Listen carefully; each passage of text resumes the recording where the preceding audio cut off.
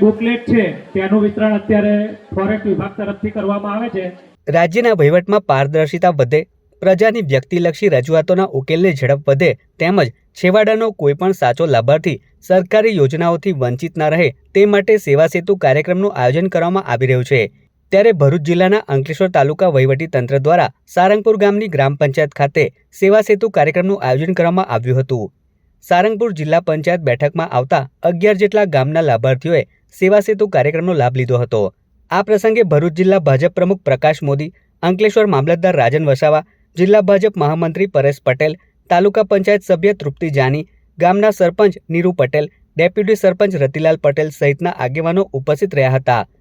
સેવા સેતુ કાર્યક્રમમાં 11 ગામના ગ્રામજનોએ વહીવટી તંત્રના વિવિધ 13 વિભાગોની 56 જેટલી સેવાઓનો સ્થળ ઉપર લાભ લીધો હતો।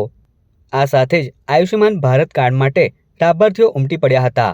વધુમાં આ કાર્યક્રમમાં તાલુકા આરોગ્ય વિભાગ દ્વારા વેક્સિન સહિત આરોગ્ય ચકાસણી પણ કરવામાં આવી હતી। આજરોજ સારંગપુર ગ્રામ પંચાયત ખાતે સેવા સેતુ કાર્યક્રમનું આયોજન કરવામાં આવ્યું હતું। તેમાં નજીકના ગામો ડઢાલ, જીતાલી, સેનપુર, ઉછાલી, મોટાલી, અમરતપુરા જેવા નજીકના ગામોના સેવા સેતુ કાર્યક્રમનો લાભ લીધો હતો।